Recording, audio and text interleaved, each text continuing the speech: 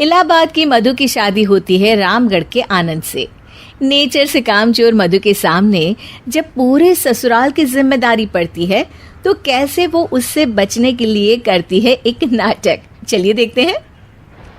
अरे मधु, मधुरानी, जरा चाय ला और बेसन घोल ले, बादल बन गए हैं, पकौड़ी बना लेते हैं। ओह, अभी अभी तो दिन का खाना खाया है, अब पकौड़े तल दूं? अरे इतना खाएंगी तो फट जाएंगी, चला तो जाता नहीं इनसे। तभी आनंद आ जाता है। अरे मन कर रहा है पकोड़े खाने का। मधु देखो ना, बादल बन गए हैं, ऐसे में पकोड़े मिल जाए तो मजा आ जाए। अरे अभी तो बादल बने हैं, जरा 2-4 बूंद टपक तो जाने दो, बना दूंगी पकोड़े भी। ये बोलकर मधु वहां से चली जाती है। अरे मधु, मधु बूंदे भी बरस गई, अब तो बना दो पकोड़े। अरे बूंदा बूंदी तो रोज होती है, जरा जमकर बरसे तो पकोड़े तलने में और सिखाने में दोनों में मजा आ जाए। ये बोलकर मधु वहां से चली जाती है और मधु के साथ ही बूंदा बांदी कर बादल भी चले जाते हैं। मधु अपने कमरे में जाकर कहती है, अरे भगवान, ये सारा कमरा फैला हुआ है, कैसे साफ होगा? तभी मधु को आइडिया आता है और वो जोर जोर से चिल्लाती है, हे भगवान, मेरा 2000 रुपए का नोट कहाँ चला गया? किसी ने देखा क्या मेरा 2000 का नोट? तभी वहां मधु की ननद और नौकरानी आ जाती है। अरे भाभी, मैं देख देती हूँ। कैसे देखोगी दीदी, सारा कमरा तो गंदा पड़ा है। अरे हटो ना, मैं साफ किए देती हूँ, मिल गया तो दे दूंगी। अब ननद और नौकरानी 2000 नोट के चक्कर में पूरा कमरा साफ कर देती है और नोट नोट खोया हो तब तो मिले। खैर, ये तो छोटे मोटे ट्रिक्स थे जो मधु काम से बचने के लिए करती, लेकिन अब आना था मधु का मास्टर स्ट्रोक, जिस पे वो अब सिर्फ बैठकर खाने के चक्कर में थी, और वो भी सास को ऑर्डर दे देकर। कैसे, चलिए देखते हैं।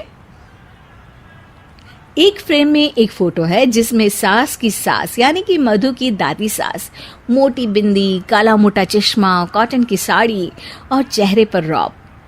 वहां उसी फोटो के नीचे खाट पर बैठी मधु, और मधु का गेटअप बिल्कुल वैसा ही था।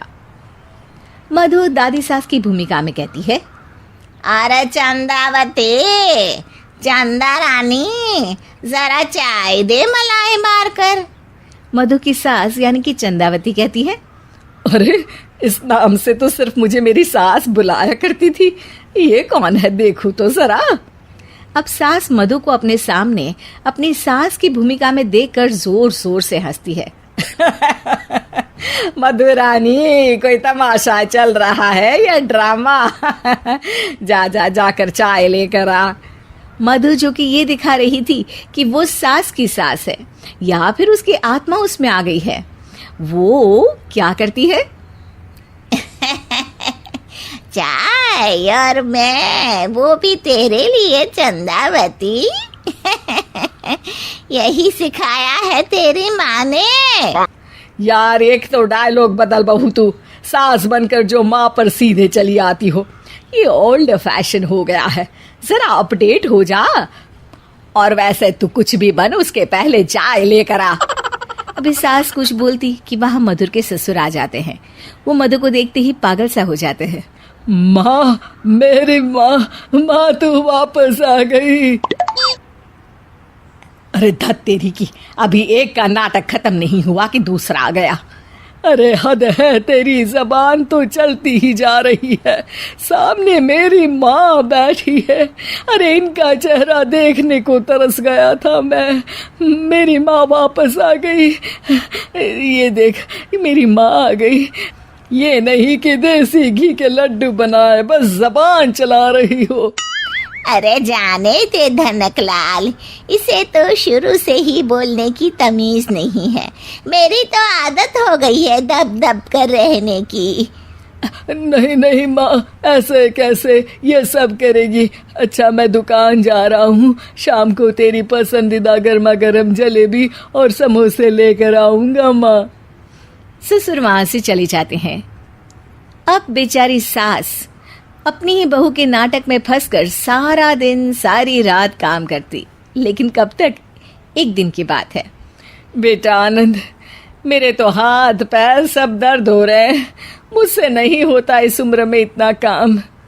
हाँ माँ, तू ठीक कह रही है। वैसे भी माँ, दादी को तो मरे अभी सिर्फ 5 साल हुए हैं, फिर मधु कैसे दादी हो सकती है? अरे वही तो बेटा, मैं तो ये सोच रही थी कि कहीं दादी मधु के रूप में तो पैदा नहीं हो गई। मतलब ना, ये सारा नाटक है बेटा, लेकिन अब जल्द से ये नाटक बंद करा दे तू। ठीक है माँ, लेकिन अब मधु को मधु की जुबान में ही सिखाना होगा। दोनों माँ बेटा कुछ बात करते हैं और अगले दिन सास मधु का बड़ा सा सोने का हार गले में डालकर घूम रही होती है। मधु जैसे ही अपना हार सास के गले में देखती है, परेशान हो जाती है। अरे अरे, ये क्या? ये हार तो तू अपनी बहू को दे चुकी थी। नहीं नहीं माँ जी, बिल्कुल नहीं। आप ही ने तो कहा था कि जब तक आप जिंदा है ये मैं ही रखूं। अब आप तो जिंदा ही हैं, तो ये हार मैं उसे कैसे दे सकती हूँ? अरे लेकिन तभी वहाँ आनंद आ जाता है। दादी, मैं आपके लिए भैंस लेकर आया हूँ, बाहर खड़ी है। जरा अच्छे से नहलाकर उसके गोबर से आंगन लीप देना और गोबर के कंडे बनाकर सुखाने डाल देना। और हाँ, जरा ताज़ा ताज़ा दूध भी निकाल देना दादी। और फिर माँ बेटे हंसने लगते हैं। मधु सोच में पड़ जाती है। भैंस? नहीं नहीं, इतनी बड़ी भैंस की मैं सेवा करूं? ना बाबा बना, मैं तो बहू बनकर घर वालों की ही सेवा कर लूं, उतना ही बहुत है। माँ जी, नहीं नहीं। अरे अरे, क्या हुआ बहू, तुम वापस आ गई क्या? तुम्हें सब कुछ याद आ गया? हाँ हाँ, सब याद आ गया, पूरा पूरा याद आ गया। अब सास चैन से खाट पर बैठती है और जोर से कहती है, सब याद आ गया ना? तो चल जा, चाय लेकर आ, और वो भी मलाई मार कर।